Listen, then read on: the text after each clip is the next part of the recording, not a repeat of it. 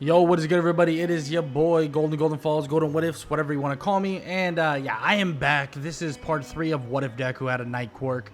And if you guys didn't see the community tab post that I put before, I decided that I'd probably be doing every other day just for a little bit here, just until I get settled down. I have full intentions of actually uploading more on this channel. I'm just debating how I want to do it. I'm gonna be honest. I do love the what ifs. I love doing what ifs. I have to figure out, hey, what animes do I want to do, and what do I want to do in the near future? I would love to do more broader anime content. I don't know how that would do on this channel, and maybe I'll add like all sorts of different type of what ifs in the near future.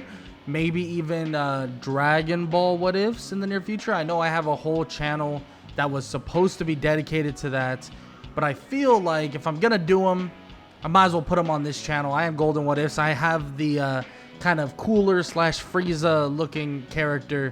I feel like it would make sense. But as always though, I'm just finding new ways to revamp this channel and do things that I enjoy. But nonetheless, I'm gonna stop yapping. Because I'm sure a lot of you want to get right into this next part. So let's get it. Izuku Midoriya heads back to UA High School after the internships of some sorts with Sir Night-Eye. Now, this is a different time for the students of UA because they're dealing with the loss of someone like Tenya Ida. They lost their dear classmate, but to be honest, Izuku has never been super close with every classmate that they have there, and he wasn't super friendly with Tenya, but he still feels kind of the weight of the death of Tenya Ida on the shoulders of himself. He feels like he needs to show up in a different way now. He needs to better himself and be a bigger and better hero in the near future. Now, they do have a lot to go into and a lot ahead of them, and well, that includes the kind of the final exams that they're going to have. Now, the written portion of the exam is pretty basic for Izuku. It's difficult, but he's studied up and he studied well, so he's able to pass through that portion. But the real challenge is going to be the final exam, the practical, and everybody initially believes that it's going to be against robots, but that would actually not be true. This exam is not against robots. It's not what they think it is. It is actually against teachers, and it would end up being a shocker when Izuku realizes that the person he will be going against is actually All Might. Well, it's Izuku Midoriya and Katsuki Bakugo versus All Might. So Izuku is excited to test out his new strength, his new abilities, and his new power. Even so much so that he's ready to take on alongside one Bakugo. But this is when it will be revealed that he is stronger than he could possibly imagine. More than you could even believe. Because when they would walk through those gates to take on All Might, the connection between the brothers in arms, being that of Bakugo and also Izuku Midoriya, it seems like their connection and their brotherhood is going to carry them through this more than they could imagine. Because Izuku and Bakugo would face off with All Might, and yes, they would barrel through some of the attacks that he would throw at them, but when Izuku reveals his new powers, reveals the strength that he holds, appearing with a spectral-like sword and a spectral-like shield, Izuku would then look toward Bakugo as this aura would stretch out toward him as well, seemingly connecting and bonding with Bakugo, seemingly right on the front lines of the field. And it seems as if Bakugo and Izuku, when they charge toward All Might, they have a combined unison power that is even stronger than All Might himself. It is shocking. It is completely takes everybody back at the fact that these two are going toe-to-toe with All Might, and it seems like Izuku is even putting All Might on the back foot. And All Might can only smile as he realizes that this right here, Izuku Midoriya, was the perfect successor to what he wanted to do. The person who could truly take on the mantle of the #1 hero in the future. This is the Almighty Knight, Izuku Midoriya, standing alongside Katsuki Bakugo. but it seems like even Bakugo is drastically stronger from the enhancement of One for All. It might sound insane and it might sound wild, but it seems as if there's a connection between Bakugo and Izuku that is giving Bakugo this immense power. His explosions enhanced, his speed enhanced, and his physical capabilities enhanced. This aura would surround them both as they clash with All Might, leading to eventually All Might having to yield and All Might having to wave the white flag, saying that he gives up. Yes, they made All Might, of all people, All Might, the #1 hero, quit. Now, yes, it isn't a technical quit, of course. It's not like it's some, like, you know, oh, you're too weak, you have to quit. Of course, he is a little bit weighted down and stuff like that, but nobody here is trying to kill each other. So All Might felt that they deserved the win. Yes, it could have been stretched out. Yes, they could have pressed their, you know, strength to another level and tried to, you know, continue on with the battle. But Izuku decided, or All Might decided, excuse me, that it was time to call it quits for himself and time to allow the two boys to have the victory over him, in which they're excited about it, they're happy about it, and Bakugo even questions Izuku about the powers that he showed. And honestly, Izuku is hesitant. He doesn't want to tell Bakugo just at the wishes of All Might, but he does speak with All Might not too long after, saying that Bakugo is someone who wouldn't say a word, and on top of that, that is his brother. That is his brother, and he saw the connection they had out there on the battlefield and on the fight against All Might. Then All Might, he decides to clue him in, because it does seem like Izuku's power did shift over to Bakugo in some way, at least when they were on the forefront when fighting together. So they do conversate about it and talk about it, and of course Bakugo is a little bit frustrated, saying that he wishes he could have deserved the power like that, but he gets it. He understands. Now, is he upset and is he frustrated that he wasn't strong enough? Of course, that's what Bakugo is, but that just means Bakugo is going to work harder and he's going to just be better for it. Now, this would transition them into the Forest Training Camp arc, and the Forest Training Camp arc would be pretty basic and pretty similar. Now, you would get a lot of time where they're just flat out training together, working hard, getting stronger, getting better, and Izuku's getting more of a grasp on his abilities and his ability to fight. But as this is occurring, eventually they would learn of something happening, being that of a villain-like invasion. But this villain-like invasion isn't what you think it is. It's nowhere near the invasion it was initially, but this one is solely dedicated to trying to take and kidnap Bakugo.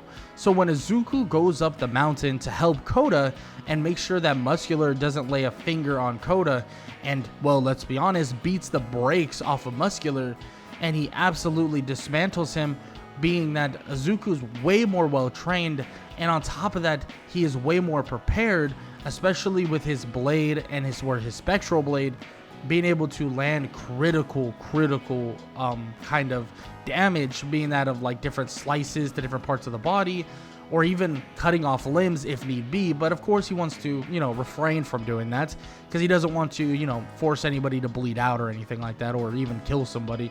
So he's trying his best not to, just avoid the catastrophic event.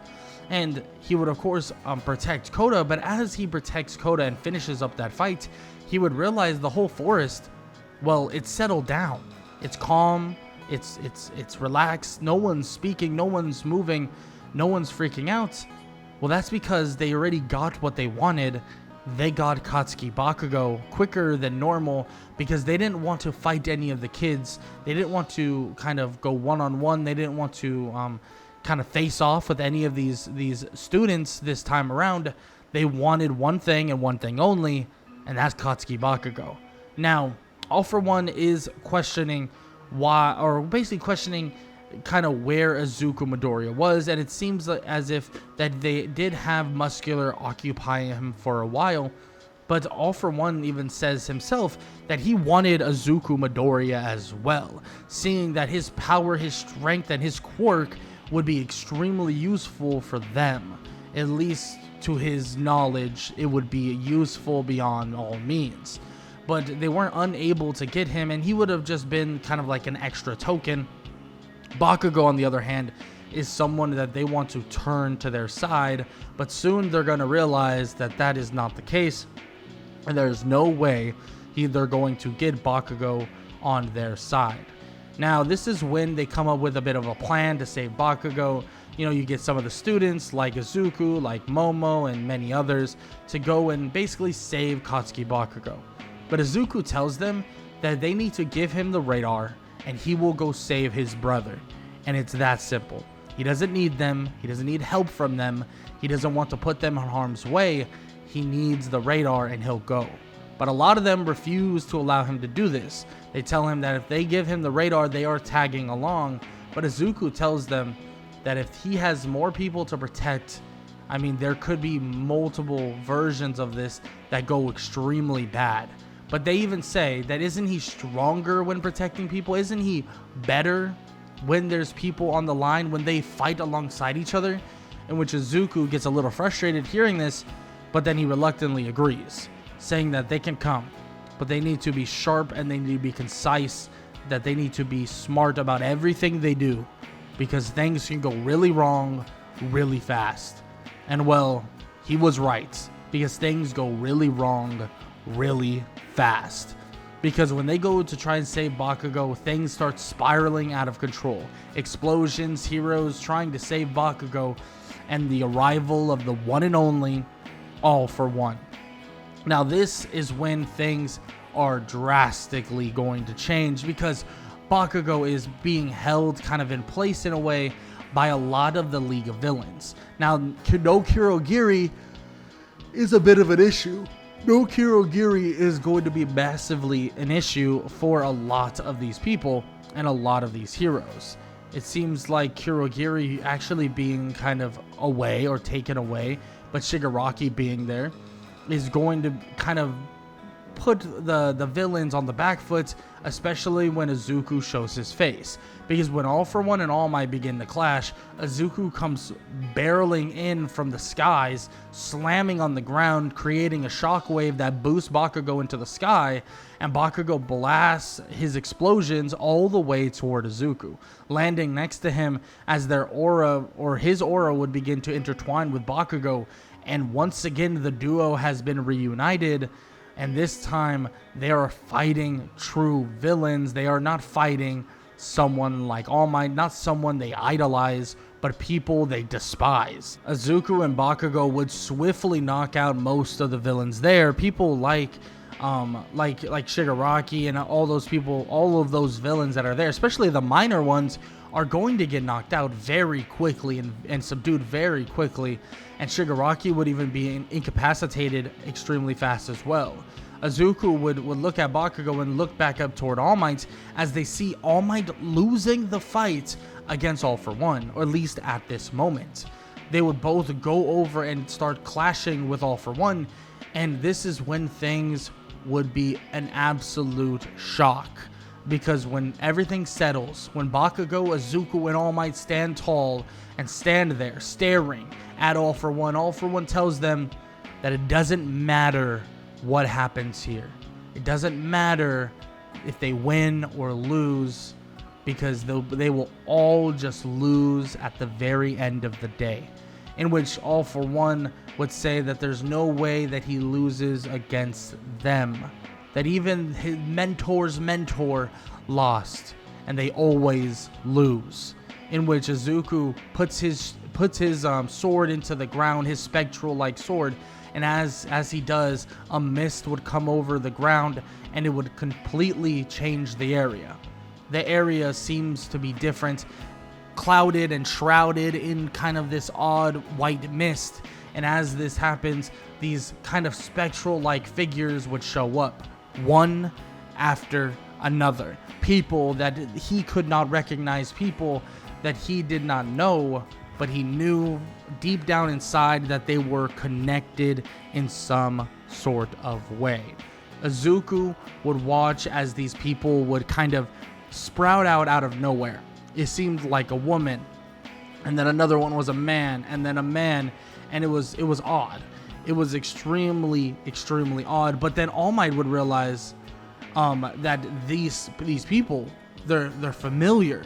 They're people that he should know, until he looks closely at one of them, looks closely at one, well, of the users or one of the people there, and that was Nana Shimura, someone that All Might knew very well, and someone that was the mentor of All Might himself, in which All Might would be in complete shock at this. Like, how is this happening? What is going on?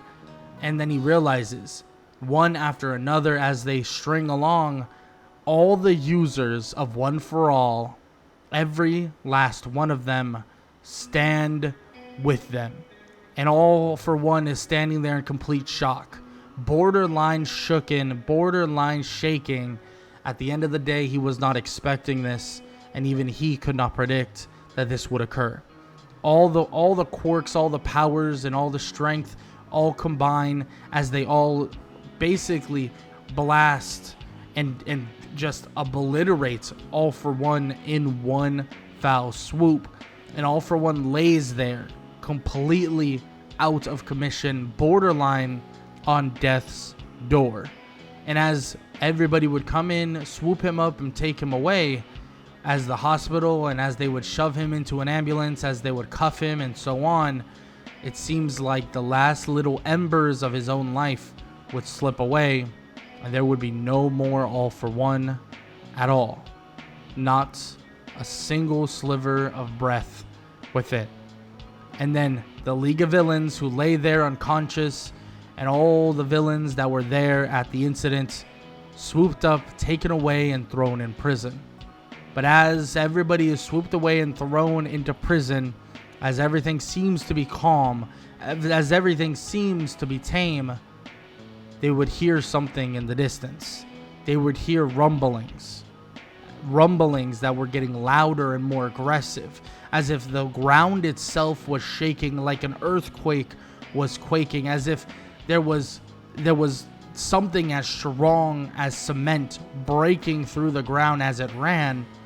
And as it approached, as it got closer, it looked like a mountain was approaching them, about to destroy the entire city. And this was Gigantomachia. Gigantomachia was on a trigger with All for One's last breath. It seems as if when All for One would pass away, Gigantomachia would rampage through the city to avenge his master of some sorts. And it would be another issue for the heroes to deal with right now. Izuku would get ready to fight, as the spectral-like users of One for All would begin to barrage this monster. But it seems as if even Izuku cannot necessarily damage, or crucially damage, this monster to a large degree. Everybody would try their best. Powers and quirks and so much overwhelming power. No moves would be released to even occupy other heroes. All Might's already on his last legs, in which Izuku looks at All Might and tells him to stop, to not fight anymore, at least for now, to let him take over, to let Bakugo and him take over. And as they would fight, the other spectral users of One for All would stop. They would look toward Izuku and watch him and Bakugo fight with the Gigantomachia, trying to slow the monster down, even with their enhanced strength. But they would look over to All Might. As the last embers of One for All would be disappearing, they would reach out. They would reach out toward All Might and basically show them their hand.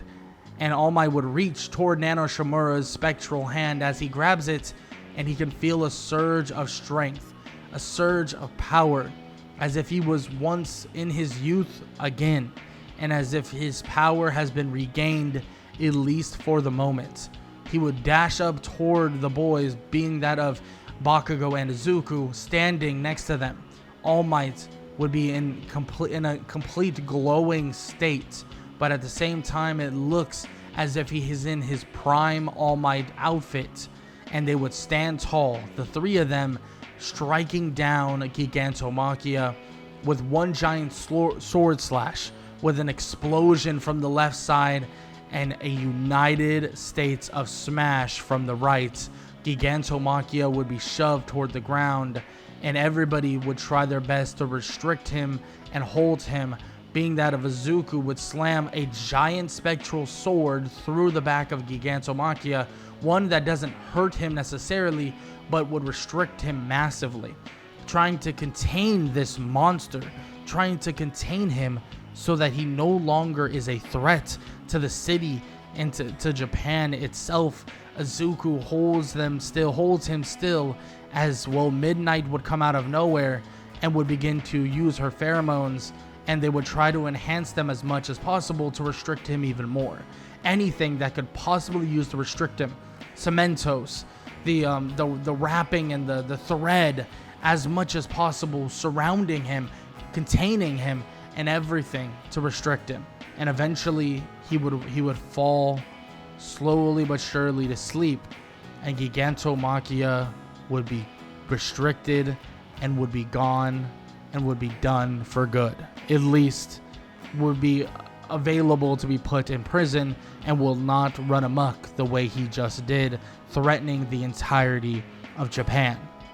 But as Izuku and Bakugo gasp for air, as they are tired and drained, and as the aura would dissipate and Izuku would sit on the ground with Bakugo, as they would sit there watching everything that occurred, they would look to their right as they see All Might. But it's not the one they would believe it to be. All Might in a spectral form would begin to fade. All Might would look at them and say that he will always, always be right next to them on the battlefield. But now, he no longer is the hero he once was. And he hopes that they can carry on that mantle for them. As he dissipates and as the users disappear, they all go back within the spectral sword of Izuku Midoriya, and he would stand there. And Bakugo would be in shock as tears would run down both of their faces. Their idol would just have given his life to stop this giant behemoth of a monster, not having power left within him after the fight of All for One, having to give him his life to the sword and the blade of the knight, truly allowing Izuku to be the almighty knight. But as the city calms down and as things settle down entirely, everybody hears the news of All Might. Funerals and celebrations of life would be enforced, and everybody would settle down. But Aizawa would remind the students of UA that there's always something coming ahead of them, that their journeys as heroes are not over. And some, well, they may have sped up their path to hero. They may have sped up their path to being something that they could only possibly dream of, but they all still have to follow the same pathway of being the hero that everybody believes this world deserves, and the hero that everybody believes this country deserves. And of course, they watch as, well, All Might would be set away and gone, and the celebrations and the crying would be over. And now it would be time for their hero journeys to continue forward. Because yes, Izuku and Bakugo would be punished for falling out of line and doing what they did. But the world, or the entirety of Japan, the civilians and everybody else believe that they showed more capability than even heroes themselves. And they decided to give them the push that they deserved. And that was a provisional hero license, accelerating them quicker and further than anybody could imagine. Now, the duo of Izuku Midoriya and Katsuki Bakugo will have to carry on the name of the one and only All Might. Will they be able to properly do that? Will they do that to the degree that All Might would hope they would do that for, or the degree that they believe, or that All Might believes they will do so? Well, you're going to have to find out in the next part, and possibly final part, of What If Deku Had a Night Quirk. And if you enjoyed, show some love, leave a like, leave a sub, leave a comment down below. all that good stuff. And I hope you guys enjoyed the video, like I said. And yeah, that's all I gotta say. Hope you guys enjoyed, and I hope all y'all have an amazing day. Later.